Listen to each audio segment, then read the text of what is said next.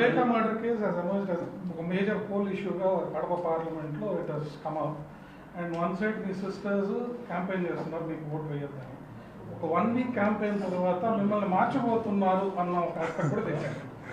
So is it true? If it is not true, how is this Viveka case going to affect your poll prospects in your third attempt?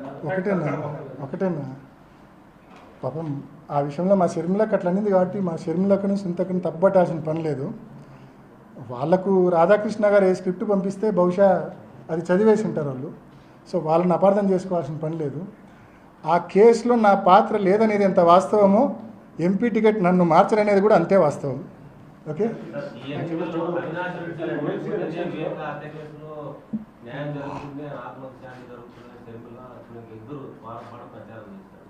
వాళ్ళు ఏమైనా అనొచ్చండి. ఈరోజు వాళ్ళు ఏమైనా మాట్లాడచ్చు. నేను ఇందాక చెప్పినా కదా, ఐ హావ్ మెన్షన్డ్ ఈ విచారణ ఎలా జరిగిందో, ఏ రకంగా చీకటి ఒప్పందము, ఏ రకంగా లాలూచిపడ్డారు విచారణ సంస్థ, సునీతక్క, దస్తగిరి, ఏ రకంగా ఈ విచారణ జరిగిందనేది మీకు సీక్వెన్స్ ఆఫ్ ఈవెంట్స్ ఇంత స్పష్టంగా చెప్పిన. మీరు మనస్ఫూర్తిగా చెప్పండి అన్న, ఆయన ఆత్మకు, వివేకానంద రెడ్డి గారి ఆత్మకు శాంతి చేకూరాలంటే అవినాష్ రెడ్డి గెలిస్తేనే అది చేకూరుతుంది. అది మనస్ఫూర్తిగా చెప్పండి. ఎందుకంటే అంటే నువ్వు ఎవరితోనో, రాజశేఖర రెడ్డి గారి కూతురు రాజశేఖర రెడ్డి గారి అడుగుజాడలు నడిస్తే కన్నా అందరం సంతోషిస్తాం, మీరు సంతోషిస్తా, నేను సంతోషిస్తా. కానీ రాజశేఖర రెడ్డి గారి కూతురు, వివేకానంద రెడ్డి గారి కూతురు చంద్రబాబు నాయుడు, ఆదినారాయణ రెడ్డి లేకుంటే రాధాకృష్ణ అడుగుజాడల్లో నడిస్తే వాళ్ళని ప్రజలు ఎట్లా యాక్సెప్ట్ చేస్తారు? వాళ్ళని ఎట్లా యాక్సెప్ట్ చేస్తారు? వాళ్ళు మాట్లాడే మాటలు ఎలా యాక్సెప్ట్ చేస్తారు? సో బేసికల్లీ ఈరోజు షర్మిలక్క కావచ్చు, సునీతక్క కావచ్చు, they are walking in the footsteps of Chandrababu Naidu and Radhakrishna. So వాళ్ళు మాట్లాడే మాటలను ప్రజలు అసలు పట్టించుకోవడం లేదు, ప్రజలు అసలు దాన్ని స్వీకరించడం లేదు. అసలు ఎంత ఆవేశంగా, ఎంత కోపంగా, నాకు ఆశ్చర్యం వేశారు.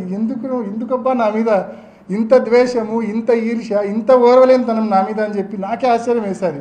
నాకంటే బాగా వాళ్ళకి తెలుసు నా తప్పు లేదని వాళ్ళకి తెలుసు. కేవలం ఇవన్నీ ఇందాక నేను చెప్పినట్టు ప్రిజంప్టివ్, అజంప్టివ్, క్రియేటివ్ అంతా అయ్యే తప్ప, అలిగేషన్సే తప్ప, దెర్ ఆర్ నో ఫ్యాక్ట్స్. ఇటువంటిది నన్ను ఇంత ఘోరంగా ద్వేషిస్తుంటారే. నేను ఏం తప్పు చేసినా వాళ్ళకు, నేను వాళ్ళకంటే 11 ఏళ్ళు 12 ఏళ్ళు వయసులో చిన్న, నేను ఏం పాపం చేసినా నన్నెందుకు వాళ్ళు ఇంత ఘోరంగా ద్వేషిస్తుంటారో నాకైతే it's $1 million question to me.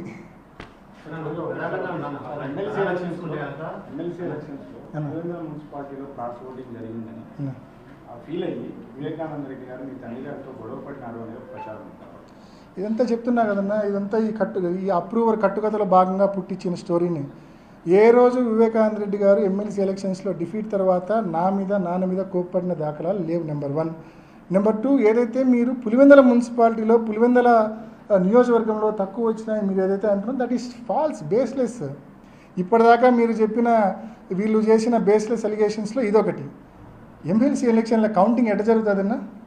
2 polling బూత్లు ఉన్నాయి కదన్నా, కడప అండ్ జమ్మమడుగు, అంతే కదా? ఆ రోజు 2017లో కడప జమ్మమడుగు 2 పోలింగ్ బూత్స్లో వేసిన ఓట్లన్నీ 834 ఓట్లు కలిపి కౌంటింగ్లో ఎంచుతారు.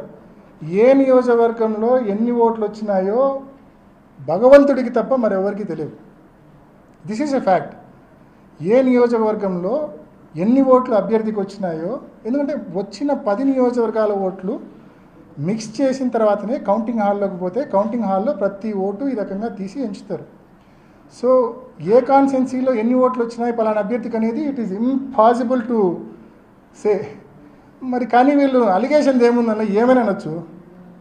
అంటే 9 నియోజకవర్గాల్లో బాగా వచ్చినాయంట, 10 పులివెందులలో మాత్రం తక్కువ వచ్చినాయంటే ఎంత అన్యాయం. నన్నే కాదు, పులివెందుల ఓటర్లను కూడా మీరు అవమానపరుస్తున్నారు అట్లా మాట్లాడేట. తప్పు. నన్ను అవమానిస్తే పర్వాలే, పులివెందుల ఓటర్లను అవమానించాకండి. అట్లెవరు మీకు అట్లా చేయలే. మీరు చూసినారా ఎన్నిక? మీరందరూ స్పష్టంగా చూసినారన్న ఎన్నిక ఎలా జరిగిందో. ప్రత్యేక విమానాలు కడప ఎయిర్పోర్ట్ నుంచి పాండిచేరికి ప్రత్యేక విమానాల్లో 4-5 ఎంపీటీసీలను జెడ్పీటీసీలను కొని ఒక 4 కోసం విమానం పెట్టి ఒక్కొక్కరికి 20 లక్షలు 30 లక్షలు డబ్బు ఇచ్చి తరలిచ్చి అక్కడ మళ్ళీ కోడ్ సిస్టమ్ పెట్టి కోడ్ సిస్టమ్ కూడా మీలో ఎంతమందికి తెలుసో తెలియదు కానీ కోడ్ సిస్టమ్ పనిచేసింది. నేను పోలింగ్ రోజు జేసీ గారిని కలిసి, అప్పుడున్న జేసీ శ్వేతా మేడం ఉన్నారు, ఆమెను కలిసి కోడ్ సిస్టమ్ ఈ రకంగా ఉంది మేడం, ఇట్లా బయటికి టాక్ వచ్చింది ఈరోజే, కోడ్ సిస్టమ్ కన్నా అమలైతే ఓటర్ల యొక్క ఐడెంటిటీ ప్రొటెక్ట్ కాదు, ఓటరు ఏ పార్టీకి ఓటు వేసినాడు అనేది ఐడెంటిటీ కన్నా బయటకు వస్తే కన్నా అది వాళ్ళకి నష్టం కదా. ఓటర్ ఐడెంటిటీ ప్రొటెక్ట్ చేయడం ఎన్నికల కమిషన్ యొక్క బాధ్యత. సో నేను పోయి ఎక్స్ప్లెయిన్ చేసిన, ఆమె మీరు ఇంత చదువుకున్నారు, మీరు ఇట్లా మాట్లాడితే ఎట్లా ఎంపీ గారు, ఇది సీక్రెట్ ఓటింగ్ కదా, ఎలా బయటకు వస్తుందంటే ఆమెకు నేను వివరించిన, నీట్గా పెన్ను పేపర్ తీసుకొని నీట్గా క్రిస్టల్ క్లియర్గా ఆమెకు ఎక్స్ప్లెయిన్ చేసిన. నేను ఎమ్మెల్సీ ఎన్నికల్లో ఏ రకంగా ఈ కోడ్ సిస్టమ్ వలన మోసం జరిగే అవకాశం ఉందనేది ఎక్స్ప్లెయిన్ చేసిన. తర్వాత దీనికి రెమెడీ ఏంది అని అడిగినాం అని ఆమె నన్ను అడిగింది. రెమెడీ ఏంటంటే కౌంటింగ్ హాల్లోకి పెన్ను పేపర్ అలౌ చేయొద్దని చెప్పినాను. నేను అదే రెమెడీ ఆమెకి ఇచ్చిన. ఆమె తర్వాత కలెక్టర్తో మాట్లాడింది, కానీ హ్యాండ్ బుక్లో ఆ రకంగా ఎక్కడ రూల్ లేదని చెప్పి she was not able to do anything. ఈ కోడ్కి సంబంధించి హ్యాండ్ బుక్లో ఎక్కడ ఎలక్షన్ ఇచ్చిన హ్యాండ్ బుక్ మాన్యువల్లో ఎక్కడ ఈ రకంగా లేదు కాబట్టి ఆమె ఏం చేయలేకపోయింది. బట్ అయితే కోడ్ ప్రవేశపెట్టినారు, ప్రత్యేక విమానాలు పెట్టినారు, ఒక్కొక్క ఓటర్కు 20-30 లక్షలు డబ్బులు ఇచ్చినారు, ఇచ్చి కోడ్ కూడా ఇచ్చారు. ఈ కోడ్ కౌంటింగ్ రోజు మాకన్నా రిఫ్లెక్ట్ కాకపోతే నువ్వు డబ్బులు వెనక్కి కట్టాలా, నీ మీద కేసులు పెడతాం. ఇది చంద్రబాబు నాయుడు, ఆదినారాయణ రెడ్డి, రమేష్, రవి వీళ్ళందరూ కలిసి చేసిన ఎలక్షన్. ఈ ఎలక్షన్లో వివేకానంద రెడ్డి గారి మీద కుట్రపూరితంగా, మోసపూరితంగా, అన్యాయంగా, అక్రమంగా ధనబలంతో గెలిచిన రవి ఈరోజు మంచోడు, ఆదినారాయణ రెడ్డి మంచోడు, మీకోసం పనిచేసిన మేమంతా చెడ్డోళ్ళు, బ్యాక్ స్టాబర్స్. ఎంత ఘోరం అండి. కేవలం ఈర్ష్య, ద్వేషం, ఓర్వలేనితనం తప్ప మరొకటి కానే కాదు. ఇప్పుడు ఆపరేషన్ లేకుండానే మోకాళ్లకు ప్లాస్మా ట్రీట్మెంట్. మీ ఆర్థోపెడిక్ సమస్యలన్నిటికీ రోబోటిక్ టెక్నాలజీ ద్వారా తక్కువ ఖర్చుతో శాశ్వత పరిష్కారం. Free consultation. ప్రతి ట్రీట్మెంట్ పై 20% డిస్కౌంట్. ఈ ఆఫర్ కొద్ది రోజులు మాత్రమే. త్వరపడండి. V9 hospitals 9281465842.